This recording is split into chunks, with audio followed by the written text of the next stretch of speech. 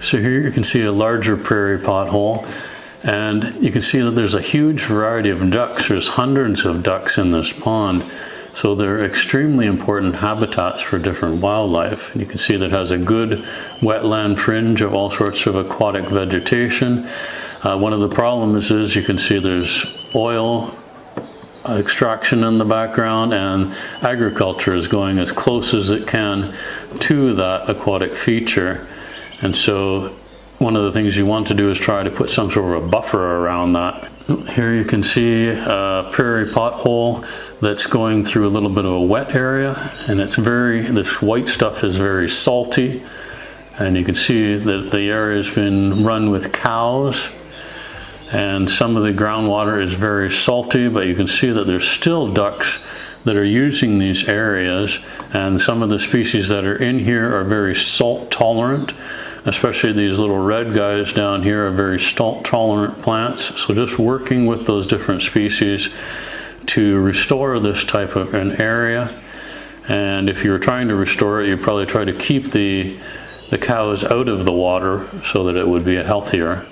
And again, you can see this is a larger prairie pothole. And so it's a very dry year, so you can see that there's a lot of dead trees along the side, and the water level has dropped significantly. So managing drought in these areas will be really important moving forward. Today we're out in an area that's boggy. This is called a sifton bog, and we're kind of on the edge right here. We're transitioning where it's slowly getting more and more acidic, and then eventually it's starting to be replaced by things like black spruce, which are more tolerant of acidic conditions. And you can see on the ground there's a lot more peat moss growing up, so the moss is growing and it's making it much more acidic, and the species composition is changing to more species that are tolerant of more acidic conditions as you move from the upland. So here as the bog opens up more, and you can see that there's more of an opening in the middle, and less trees can tolerate the acidity, and it becomes more sphagnum and more tolerant species that can tolerate the high acidity. And as the bog changes, it'll slowly raise up above the groundwater, and then certain species will be eliminated as well. So here you can see on the side we've got tamarack and little black spruce. So the black spruce are starting to get smaller. The black spruce are starting to get smaller. And down the bottom here, you can see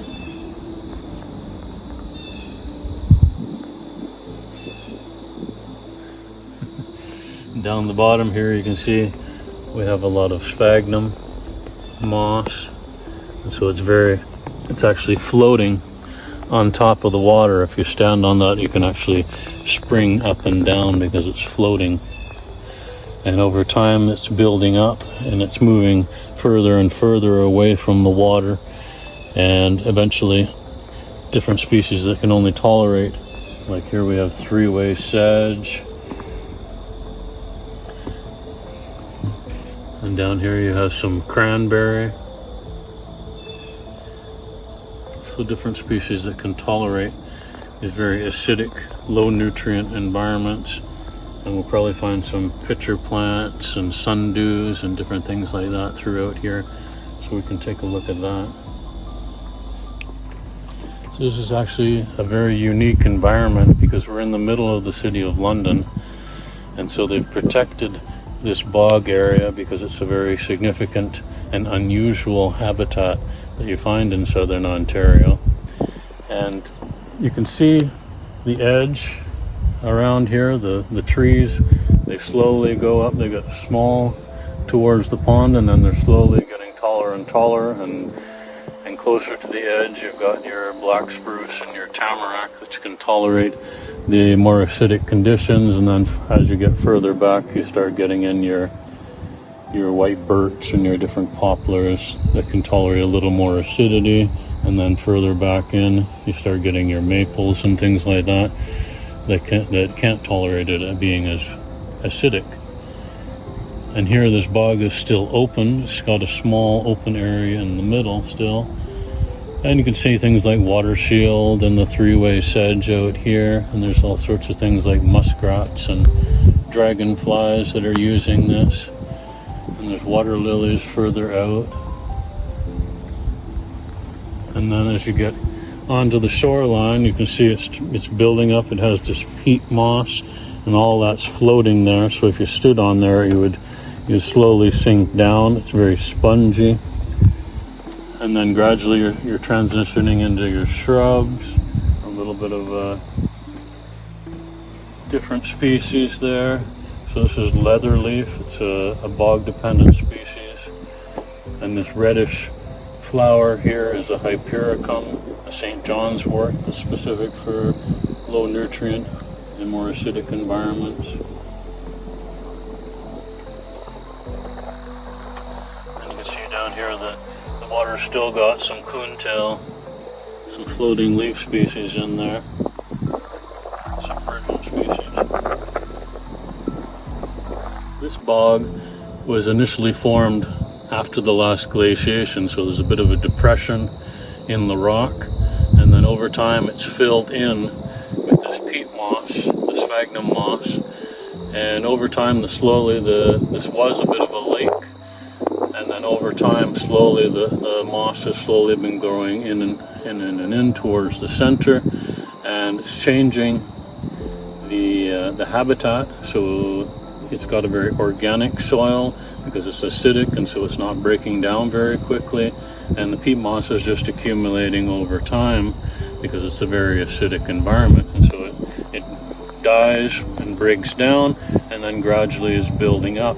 And you can see this used to be a larger lake, but over time it's gradually been shrinking in more and more and more, and when this becomes a full bog, that the open water will be closed off, and then over time the sphagnum will move up so much and the acidity will increase more, and it'll be separated from the groundwater. So then you have what's called a true bog. This is kind of in an intermediate phase, this one. It's in the process of becoming a bog. So it's really interesting to see that transition, and protecting these places is really important because they're very susceptible, because they're low nutrient and the species living here are low nutrient. They're very susceptible, being in the middle of a city, to a lot of nutrient input from people putting it on their lawns and stormwater runoff and all this sort of stuff. So you have to protect the hydrology of this. It's kind of a very contained hydrology. It's not fluctuating a lot. There's not a lot of movement of water in and out of the site, so the only thing that's coming in is the rainwater. So if you think, oh, I can dump my sewage in there, you're going to kill this whole system. Or if you think you can dump your rainwater in here, then you're going to kill the system because the water level fluctuations, and two, you're adding nutrients into the system. So it's a very unique habitat. You can see things like cotton grass over here, which is unique to a bog environment.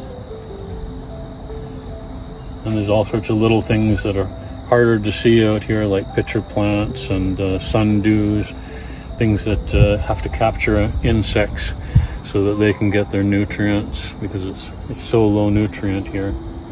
So it's a very unique environment. It's worthy of our respect and our protection.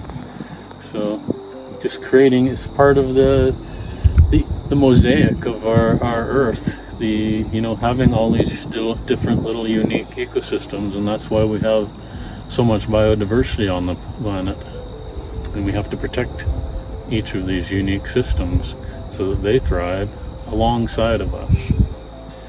So there's not just all development. You need to leave these places that are special and try to expand them, protect as much area as possible.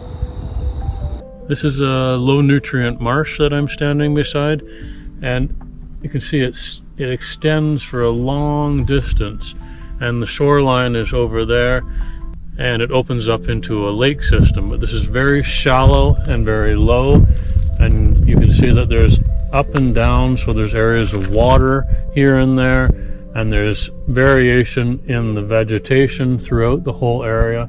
There's a few trees that haven't survived because there was a high water year a couple of years ago. And so this is a very rich environment for biodiversity. It's basically untouched. There are certain impacts, such as all-terrain vehicles, and there's nutrient addition. And this is more of a low nutrient or almost an alvar type of a marsh. And so any sort of nutrient addition shifts the balance to things that are more invasive, things like Phragmites and reed canary grass and different things that are more aggressive. They can get in if there's more nutrients, but if it's low nutrients, these guys are all adapted to being in a low nutrient environment. So trying to maintain, if you're doing a restoration in this area, minimizing the amount of nutrients that's going into this, minimizing the amount of disturbance. Sometimes you'll see there's a whole area that's been disturbed and you have to go back in and do a restoration on it. And so you can go into these different areas and you can collect up the seeds for different plants. There's all sorts of different seeds here. And so you try to get a representative sample of the different diversity. You understand, okay, there's a lot of twig rush here, and so this is what we consider the dominant species in this area. And most of it is twig rush, but between it, there's all sorts of wildflowers that come up, and there's even orchids that exist in these different areas in a little bit of a hummock. So adding a little bit more variation in the land, if the land was damaged because of construction, or somebody's decided to put a boat launch or run an ATV through it and they damaged an area, then you're collecting up the seed, putting it back, trying to recreate the hydrology, create a little bit of a hummocky area, so you have some areas that are moisture species and some areas that are a little drier species, but you're not varying the topography too much in the landscape like this, because it is a very low, a little bit of water and a lot of vegetation. This is a low nutrient environment, so this ecosystem has developed many different strategies to survive these low nutrients. Some of these plants grow very slowly and they keep themselves small, so they're not using too much nutrients. Other organisms, like this pitcher plant, are actually actively engaged in hunting the insects. So they have a little bit of a tube here, and it's got a waxy coating, so that if insects come on, it has both hairs that prevent the insect from coming back up again, and it has a waxy layer that actually they slip down and into the watery bottom of the cup. And in that cup they get stuck, and eventually they'll die or drown, and their nutrients will be absorbed by the plant. And so that it's a source of nitrogen and other nutrients that are not available within the substrate of this alvar. So it's another strategy that you have to consider when you're doing your ecological restoration projects. What are the special adaptations for each site that are needed for these plants to survive? And if you think, well, I can bring in any sort of plant and put it into this environment, it's not going to survive very well because it hasn't been adapted to this particular environment for long periods of time. So this is one of the most beautiful fens in the area, and it's created over a large area, and it's being protected. Many areas along the shoreline aren't protected, and so there have been cottages installed and roads installed. And so protecting areas like this is extremely important as a reference ecosystem, so that we can understand how to recreate that ecosystem if we damaged it or disturbed it in other areas. And the geology of this area is a flat rock limestone, and it has very little nutrients in it, and then it has a fine layer of organics over top of it.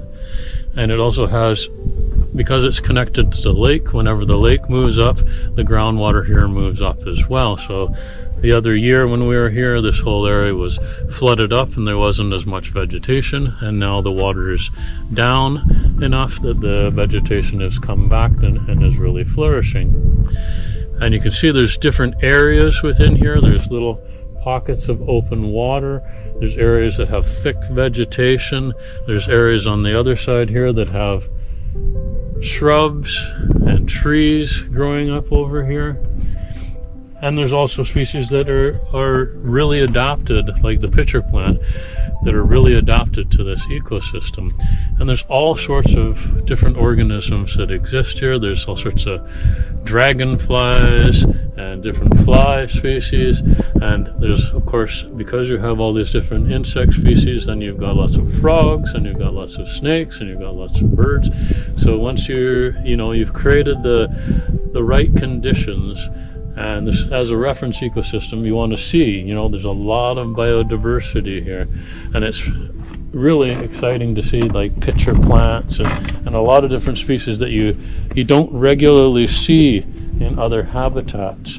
And so keeping this area intact, protecting it from disturbance. You can see I'm walking on a little bit of a walkway that prevents people from damaging the ecosystem, but also they're able to appreciate it, because you want that kind of buy-in, so that when people appreciate something, that they are more likely to protect it. So there's kind of this balance. How much do you leave alone, and how much do you allow the public to be involved with? So you have this balance of connection with nature, but also allowing nature to have its own rhythm, out of disturbance from people, and out of disturbance from pets and different things like that, so that they can go through their life cycle undisturbed. And that's really important for dealing with reference ecosystems. Here in the background you can see that there's wet area, and then it comes up into a mound. And on those mounds you get a lot of different little trees growing, but they can't get very big because of the nutrients. And also because of the water fluctuation, some of them have died in the last couple of years. And so you're getting dead wood that's essential for some organisms, and then you're getting regrowth of those trees, which allows for this kind of blinking in and blinking out of those trees within those different mounds. And also in the wet areas, you can see that a lot of the vegetation has disappeared. The water was a little bit too deep, so that was a disturbance event for it. And now the vegetation is starting to revegetate that area. So looking at these kinds of disturbance events is really important for understanding ecological restoration. How does the ecosystem respond to a disturbance, and how is it coming back again? Which species are the primary colonizers in this area? Which species are more disturbance tolerant, and which ones are more damaged by disturbance? So they can't tolerate the disturbance regime of flooding, or which ones can't withstand being run over by an ATV or being trampled on, different things like that. So you have to think about that, and you look at which species are in this disturbed zone, and you go, okay, here's my pioneer species, here's the fast-growing species that are going to restore the ecosystem to create the right conditions for other species to come in. And when you understand that, then you understand the sequence of succession. And understanding the sequence of succession for this little bit of a fen is just as important as understanding it in a forest ecosystem. In terms of carbon sequestration, these low nutrient habitats don't sequester as much carbon as other areas. Things like bogs, fens, alvars are low nutrient, and so they don't have rapid growth like in other areas. But these areas are extremely important for biodiversity as well, because they're very unique and they have their own species assemblage. In terms of biodiversity, they're extremely important. And so being able to preserve these habitats, set them aside, leave them alone, people might think, well, oh, it's a low nutrient environment, low productivity. Let's throw lots of nutrients in here and try to make it into a high productivity area. But no, in terms of conservation, that's exactly the wrong thing to do.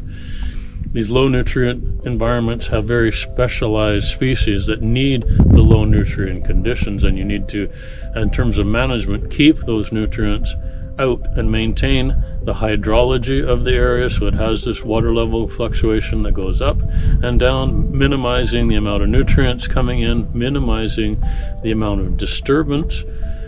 So that's why we have this walkway, to minimize the amount of disturbance, because these are actually very fragile ecosystems and we need to protect them. And there's so many different species that are occurring in these areas that are unique. And that's the kind of species that we're losing all over the planet, is all these unique species, unique to these very specialized habitats that need to be preserved so that we can have the biodiversity on the planet and have high functioning biosphere.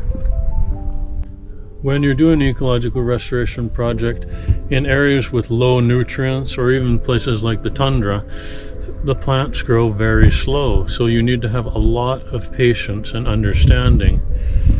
Things like this tree, this is a tamarack.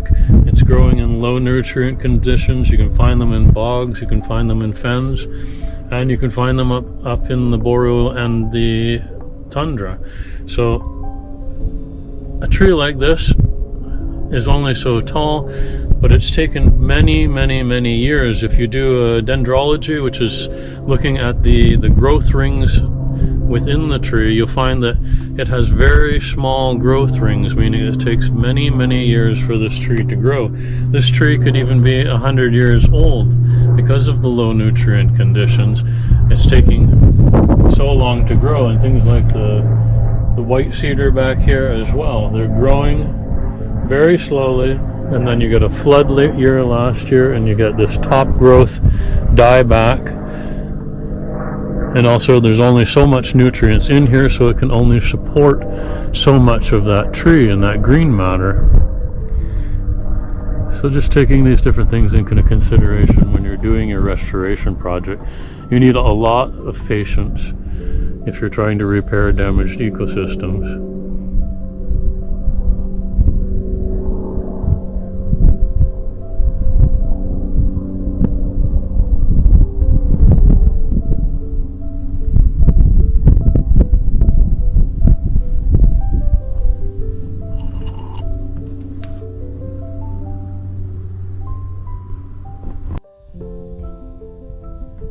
You might think that orchids are only found in the tropics, but here in southern Ontario, in northern Ontario, even up into the boreal forest, there are still orchids that can tolerate very cold conditions, and they survive in the soil by having special compounds that prevent them from freezing completely.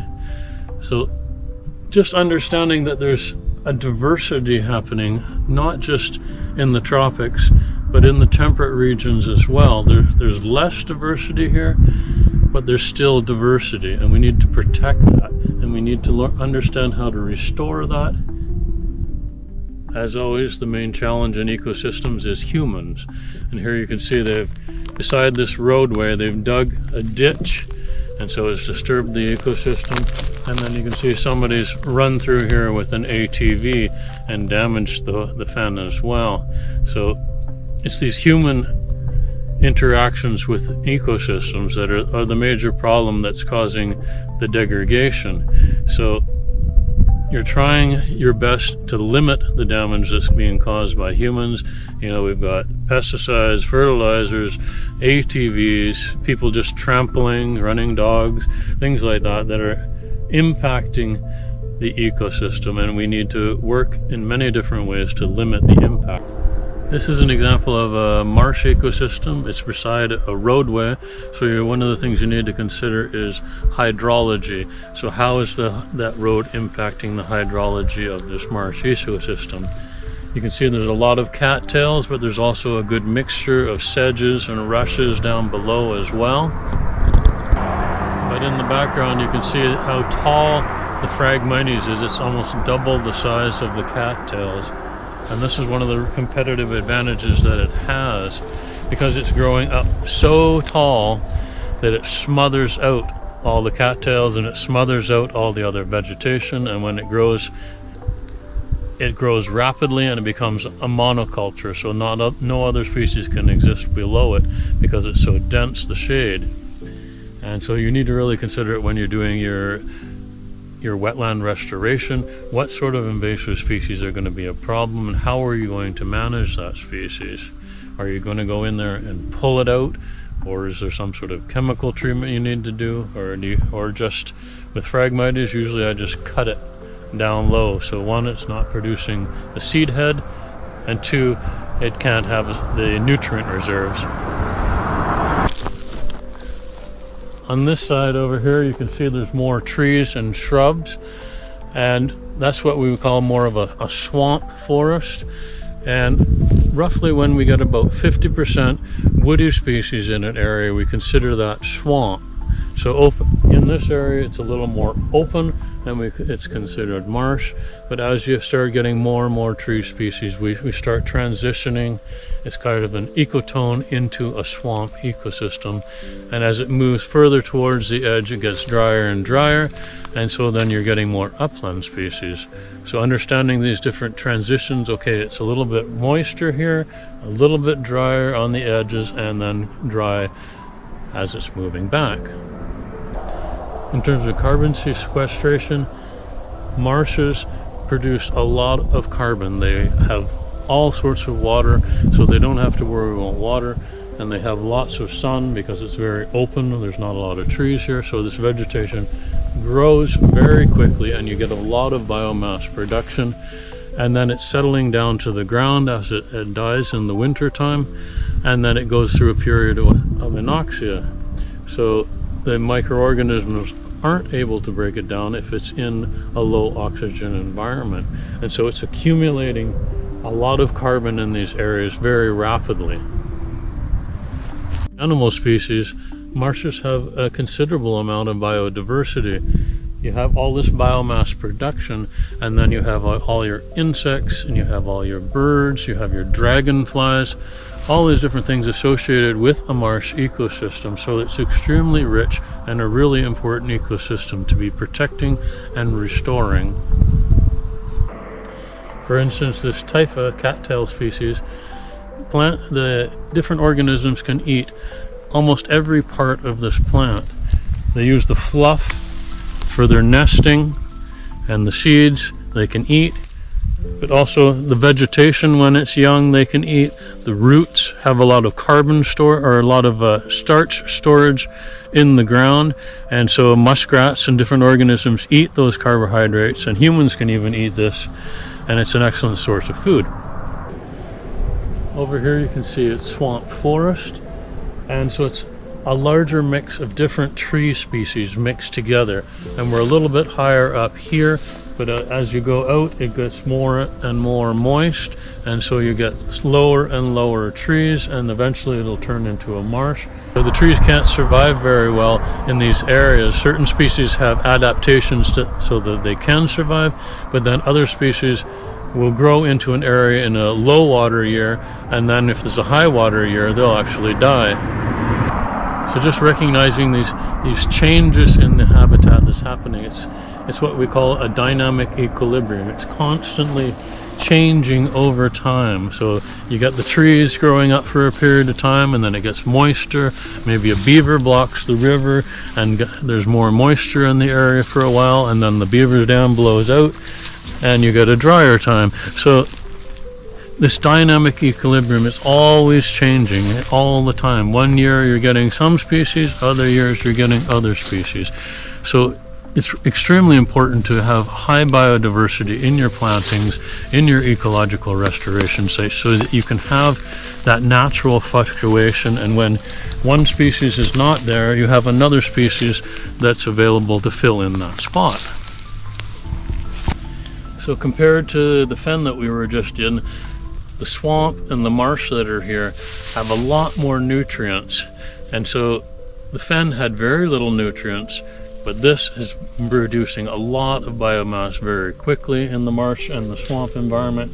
And here you can see, once you get a little bit of canopy closure in your tree species, you're getting a carpet of ferns down the bottom. So allowing for the different species that can exist in shady conditions is really important as well. I know everybody wants to focus on plant trees, but really we need the whole system to be intact and all the parts functioning together, working as a true ecosystem rather than just having trees. We need all the ground covers, we need the birds, we need the insects, we need the fungus, the bacteria. Everything needs to be considered when you're doing an ecological restoration project, not just the trees. Thank you for watching. If you found this video helpful, please consider supporting us on Patreon. Your support keeps these videos free for everyone.